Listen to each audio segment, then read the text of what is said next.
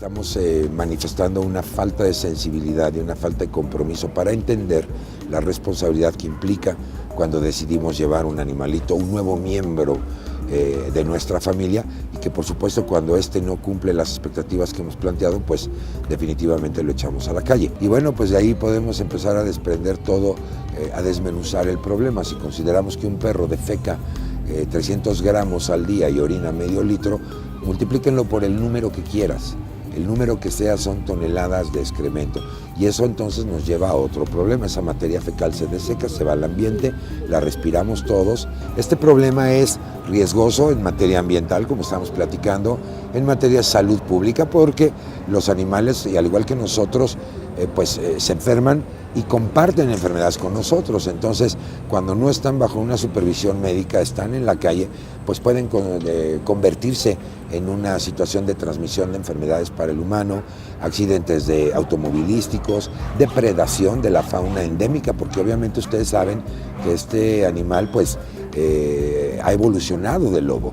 Y cuando no está bajo el cuidado y el contacto, la sociabilización con el ser humano, consolida grupos, y sus genes, que han permanecido intactos por más de 30,000 años de evolución, pues hacen que estos animales empiecen otra vez a manifestar sus conductas naturales descendientes de ese proceso evolutivo, y por lo tanto pues buscan alimento, empiezan a depredar fauna local, si es que no están en un asentamiento humano que les proporcione el alimento, o incluso un basurero que puedan o les permita hurgar en la basura para conseguir estos recursos. Entonces es una cadenita importante, donde yo creo que los únicos responsables hemos sido nosotros, al no ser realmente una sociedad responsable, consciente de lo que implica tener estos animalitos en casa.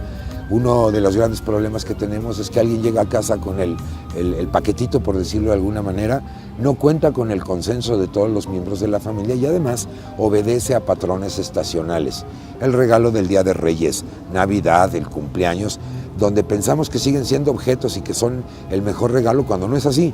Esto requiere de tiempo, dinero, esfuerzo y muchos dolores de cabeza y de sufrimiento, porque uno se encariña mucho con estos animales, y cuando tenemos la pérdida de uno de ellos resulta realmente un crack, tanto patrimonial como emocional, para los integrantes de esa familia. Hay un dato duro que me gustaría compartirles que se ha hecho desde el 2007 a la fecha, y que es el siguiente.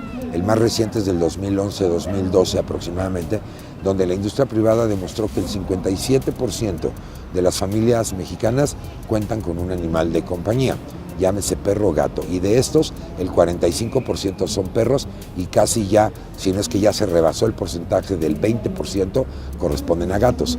Lo cual quiere decir, si cerramos números y hablamos de 100 millones de habitantes en todo el país, en nuestra querida República Mexicana, pues obviamente estamos hablando de varios millones de perros y de gatos también en esta circunstancia, donde el 30% son perros que están en condición feral en la calle, el 30% es el animalito que llamamos comunitario, que vive en los barrios, que nadie lo mete a su casa, pero lo vacunan, le dan de comer, a lo mejor lo desparasitan, vive ahí en la colonia, es el solovino que todos conocemos desde pequeñitos, y tan solo el 40% es el que está considerado bajo una custodia total y control de sus animales. En los centros de control canino que se tienen, al menos en la Ciudad de México, las delegaciones, ahora alcaldías de la Ciudad de México, se matan al año 30,000 perros.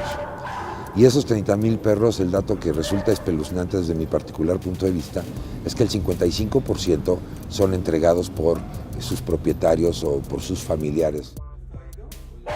Tenemos que reconocer a las organizaciones no gubernamentales, las llamadas protectoras de animales, animalistas, pónganle ustedes el adjetivo que quieran. El tema está en la agenda nacional gracias a estos grupos de personas, porque debemos, decía yo, de reconocer que ni siquiera los sectores especializados habíamos entrado con tanta fuerza, con tantas ganas, con tantos deseos de hacer algo.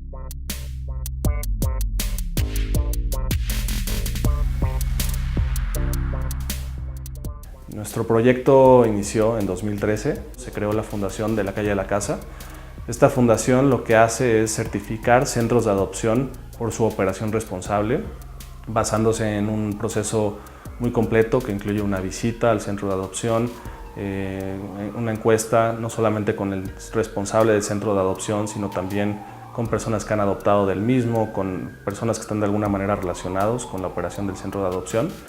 Mi intención siempre fue la de crear un proyecto de responsabilidad social donde pudiéramos ligar el éxito de un servicio enfocado a las mascotas con el impacto en esta causa social. De inicio la idea era generar la comercialización de productos para mascota, puede ser alimentos, accesorios, principalmente con entrega a domicilio en todo el país, y fundamos este concepto con croquetero.com, una tienda en línea que con cada compra se genera un donativo a centros de adopción.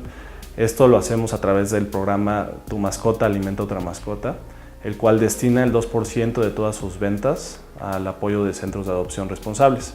Es decir, que si hay una croqueta para ser donada, esta termine en aquellas organizaciones que están haciendo una labor más eficiente en combatir y erradicar la sobrepoblación de perros y gatos.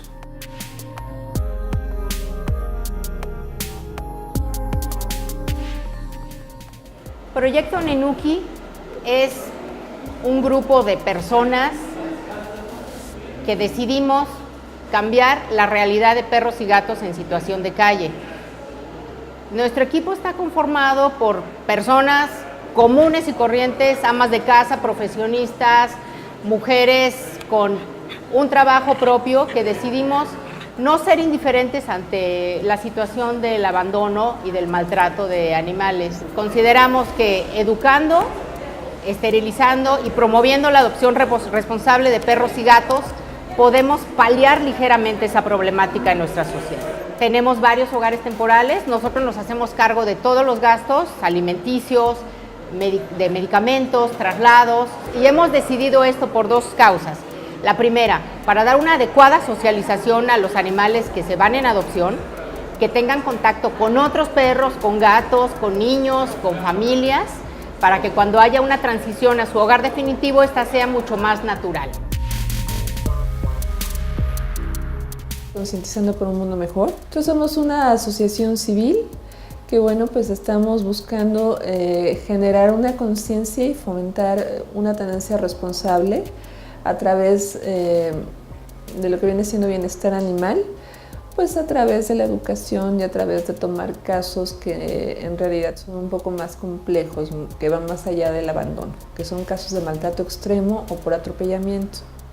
Para mí cada caso implica un reto desde la decisión de tomarlo o no, porque yo arranco con él y me lo llevo hasta el último nivel en todos los aspectos, en el aspecto físico, en el aspecto etológico, pero cuando lo tomo, mi intención con el caso es, por un lado, darle la oportunidad al animal de poder rehabilitarse, y por el otro lado también que la gente entienda que merecen esa oportunidad. Es un gran equipo de colaboradores, no nada más de concientizando, sino son muchos los que intervienen. Por ejemplo, en la parte del rescate, generalmente trabajamos casi todo con lo que es la Unidad de Rescate Animal México. Ellos en su ambulancia van, cuando les reportamos el caso, lo atienden y se traslada al Centro Veterinario México, que es el hospital veterinario con quien trabajamos. Empezamos con la parte de la medicina interna, los clínicos para que hagan ese monitoreo. Una vez que descartamos ciertas situaciones a través de placas de rayos X, estudios como hemogramas, biometrías hemáticas. Por el otro lado, pues una vez que ya estabilizamos a los animales, digamos, clínicamente, pasamos a una pensión donde están recibiendo también un tratamiento postoperatorio y los cuidados necesarios para que el animal pueda seguir evolucionando. Ya podemos proceder con la parte de lo que son servicios básicos, tales como desparestaciones, esterilizaciones y obviamente su cuadro de vacunas. Una vez que ya completamos también esta transición, entonces ya procedemos e iniciamos con la parte de alguna valoración etológica. ¿Por qué? Porque algunas veces los animalitos, si han sufrido mucho maltrato, pues nos interesa también que puedan ir corrigiendo y modificando esas conductas inadecuadas, ¿no? Con la intención de que encuentren también una familia y permanezcan.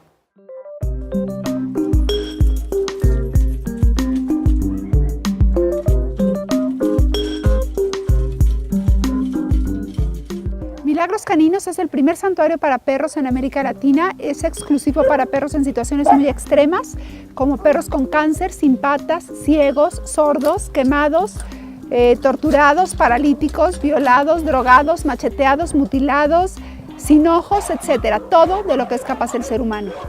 En Milagros Caninos les damos la última oportunidad, o tal vez la única en su vida, de que ellos sepan lo que es el amor. Los perros llegan aquí para quedarse, casi ninguno está en adopción por las condiciones en las que están, que todos están en situaciones extremas.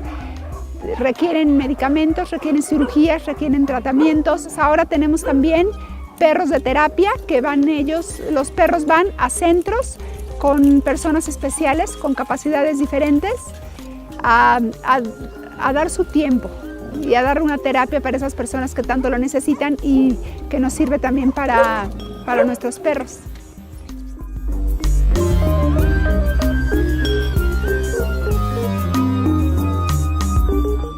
La Brigada de Vigilancia Animal es un programa de la Secretaría de Seguridad Pública que atiende denuncias relacionadas con el maltrato y la crueldad hacia los animales. La Brigada de Vigilancia Animal recepciona denuncias por medio del 911. A la ciudad la dividimos geográficamente en 4 partes: norte, sur, oriente, poniente. La unidad que se encuentre de acuerdo a la denuncia recepcionada, que se encuentra más próxima a donde se dé la denuncia, es la que atiende el llamado. Aunque hablamos de una problemática de animales en la Ciudad de México, no todo le corresponde atender a Brigada de Vigilancia Animal. Brigada de Vigilancia Animal atiende las situaciones de más riesgo para los animales. Animales atropellados, animales que puedan estar su vida en peligro en ese momento, en vías primarias, etcétera, etcétera. Pareciera que en el trabajo que hacemos, que el rescatarlo ya es lo más complicado. No, aquí desde que ingresa empieza la otra parte que puede ser la más difícil, que es rehabilitarlos médicamente, físicamente, y la parte más complicada en el caso de los animales que traen antecedentes de maltrato es la rehabilitación conductual. Al tener nosotros un programa de adopción permanente, hemos procurado con el área médica y el área operativa hacerlo de manera responsable, porque le vamos a exigir a aquel futuro adoptante que también cumpla con su responsabilidad ciudadana, pero no le vamos a dar riesgos. Entonces, tenemos un proceso de socialización que lo lleva a cabo nuestro adiestrador, que es volver a recuperar la confianza del animal. No tiene como tal confianza con el ser humano. Actualmente estamos haciendo de sensibilización con ella. Tratamos de generar confianza a base de un refuerzo positivo, es decir, la comida. Actualmente tratamos de poco a poco tratar de convivir con ella y que ella pueda acercarse con nosotros y convivir, y al final pues nuestro objetivo es que ella pueda estar en un hogar donde le puedan brindar pues las atenciones y el cariño que ella necesita, porque el miedo como un patrón de conducta pues es un instinto de supervivencia. De alguna forma alguien irrumpió en su vida y rompió ese esquema social o ese lazo que hemos tenido durante 15,000 años con esta especie, y no podemos saber desde cuándo lo tiene, pero es nuestra obligación nuevamente hacer que ella pueda convivir con nosotros.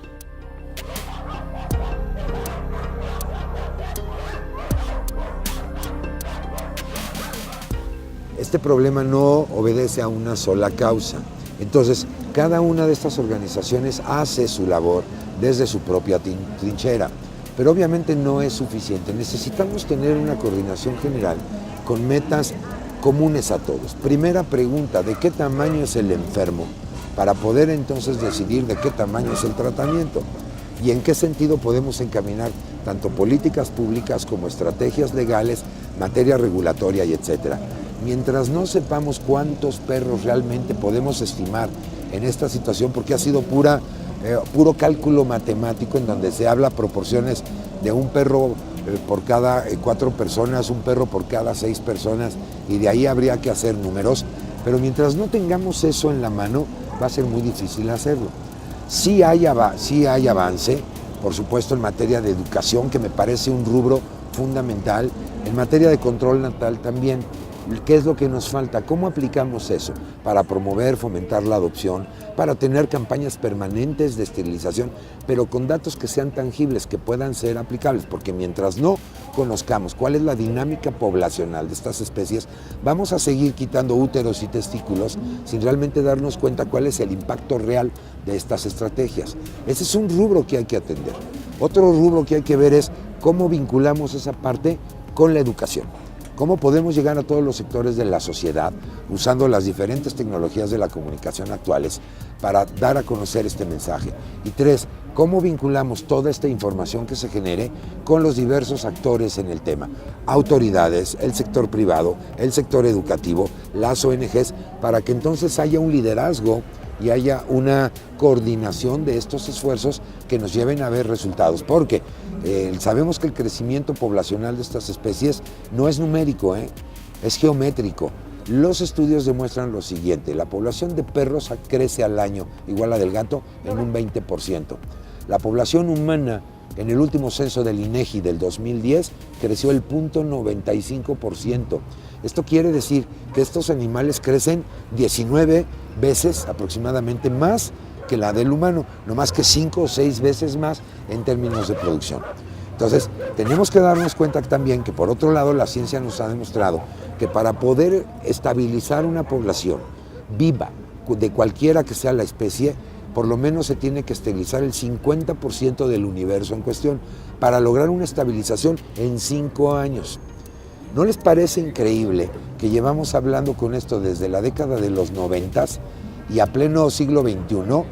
17 años después, seguimos hablando de problemas de sobrepoblación, seguimos hablando de abandono, seguimos hablando de maltrato, de matanza indiscriminada de animales? Me parece que entonces, como sociedad, no la estamos haciendo bien. Yo creo que lo primero es tener un autoanálisis muy profundo de realmente decir: ¿quiero tener un animal o puedo tener un animal? Son dos conceptos que me parecen dignos de reflexión.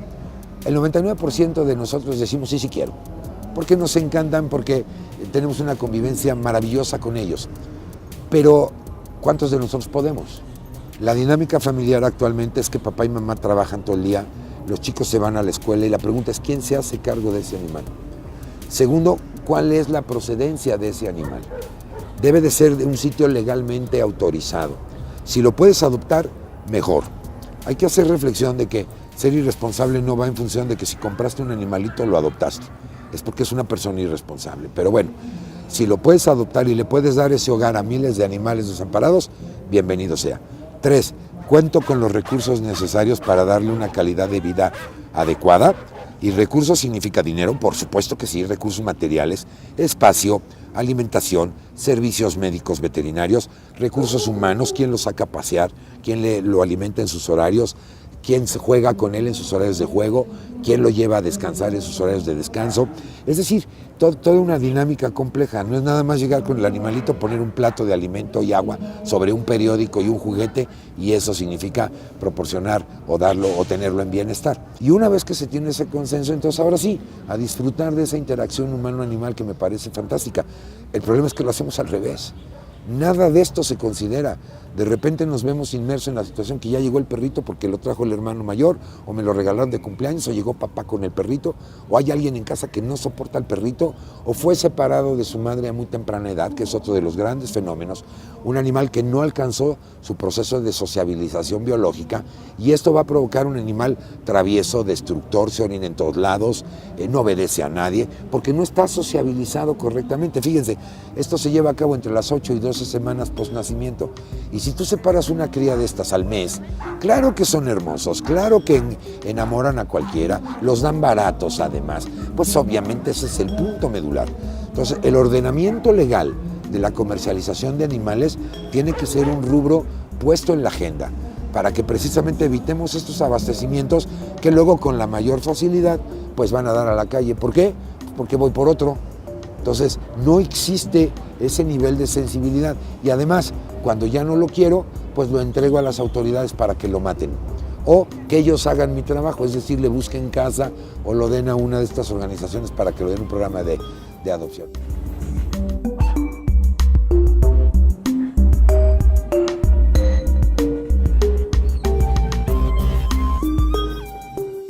Adoptar es una práctica que te cambia la vida, pero antes de pensar en adoptar un perro o un gato, debes de considerar si cuentas con el tiempo, la paciencia, los recursos. ¿Qué vas a estar haciendo dentro de los próximos 10 años? A veces nos llegan solicitudes de adopción de jóvenes de 20, 21 años que pueden tener la mejor de las intenciones, pero ahí nosotros tenemos que evaluar. Mañana puedes irte a estudiar una maestría, te puedes casar, te puedes ir a vivir a otra ciudad. ¿Y qué va a pasar con ese animal que adoptaste hoy a los 20, 21 años, no? Entonces, todas esas cosas las tenemos que considerar. Adoptar o recoger un perro de la calle o comprar uno que no es lo que recomendamos, pero también sucede, tiene que ver con una responsabilidad personal y del entorno familiar. Que todos estemos involucrados, que todos tengamos la misma responsabilidad para poder cambiar una vida. Que se entienda que pues estas personas que están decidiendo tener poblaciones de 20 y hasta pues cientos de perros o gatos en sus instalaciones, pues lo hacen de manera desinteresada por la pasión y por el entendimiento que ellos tienen respecto a la injusticia que es tener perros y gatos en situación de calle. Sin embargo, eso no quiere decir que la problemática de origen haya nacido por no practicar la cultura de la tenencia responsable de nuestras mascotas. Vemos cómo el ciudadano ha incrementado la cultura de la denuncia, pero vemos la otra parte, que no se hace responsable. Nunca se informó que el perro conforme va creciendo, va a adquirir necesidades, pero con esas necesidades ya no pueden ser cubiertas o no quieren ser cubiertas, porque lo primero que hacen es arrojarlo a la calle, sin importar que éste esté esterilizado. O sea, el problema también de la falta de conciencia del control reproductivo, o sea, esa parte es, creo que, la tarea pendiente en la ciudad. El tema de los animales no es nada más a que nos gusten. Estamos previniendo también enfermedades zoonóticas y es bien importante que tomemos cartas en el asunto. Estamos previniendo también situaciones psicológicas de algunas personas y detectando focos rojos con el tema de maltrato. La estructura de los animales en la cuestión, su marco legislativo definitivamente tiene que cambiar, tiene que evolucionar. De entrada son considerados y catalogados como objetos. Un animal es un ser vivo y como tal debería de tener derechos. No existe en nuestro país. ¿Cómo esperamos además que pueda haber una evolución en todos los otros aspectos con los seres humanos, ¿no? A veces se nos olvida que son seres vivos, que sienten, que sufren, y el egoísmo del ser humano es a veces un poco fuerte, ¿no? El que hay un perro en la calle quiere decir que hubo un propietario irresponsable, porque el perro no llegó solo a la calle. Si bien es cierto, el derecho de la comercialización es un derecho legítimo que cualquier persona tiene, también lo es el hecho de que lo que comercializa debe estar en excelentes condiciones, y ahí es donde se puede entrar. Claro, hay muchos sectores, muchos grupos que se hablan de la prohibición total de quitar la venta. Yo ese punto lo veo difícil que suceda. Puede pasar, por supuesto, pero me parece que podríamos llamar a un ordenamiento de tal manera que estas personas que tienen ya esos animales, que ejercen ese tipo de comercio, pues evidentemente hay normas que exigen que tienen que estar en un completo bienestar. Y obviamente, si esto no se cumple, definitivamente rescindes la autorización para poder ejercer esta actividad. Segundo, ¿qué riesgo implica en materia de salud, tanto para el humano como, por supuesto, para esos propios animalitos?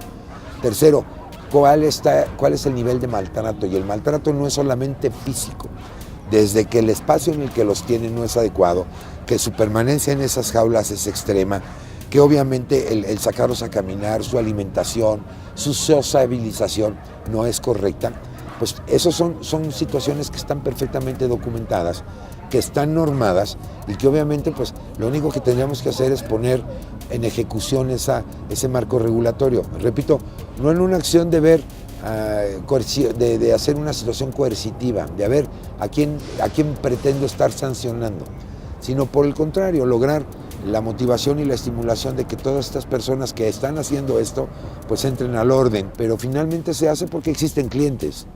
Y cuando hay clientes, obviamente, que desconocen esto que hemos estado platicando, de buscar una procedencia legal, ética, profesional, adecuada, pues evidentemente entonces ese mercado, digamos, es el que se sigue manejando. Entender que al comprar un perro, pues estamos ayudando a una cadena que no necesariamente es una cadena virtuosa. Realmente hoy en día en México hay mucha desinformación respecto a cómo un perro llegó a estar en un espacio comercial, y creemos que también es muy importante empezar a regular de manera más directa a aquellos criadores que pues también probablemente hagan las cosas bien, y entonces haya que distinguirlos de alguna manera. Hay animales que son muy explotados, muy maltratados y que no han tenido ninguna atención porque nada más son utilizados como máquinas reproductoras, ¿no? Y que vienen también carentes de amor y de afecto y que merecen una oportunidad. Entonces, adopten. Creo que la solución es la adopción y, por supuesto, la esterilización.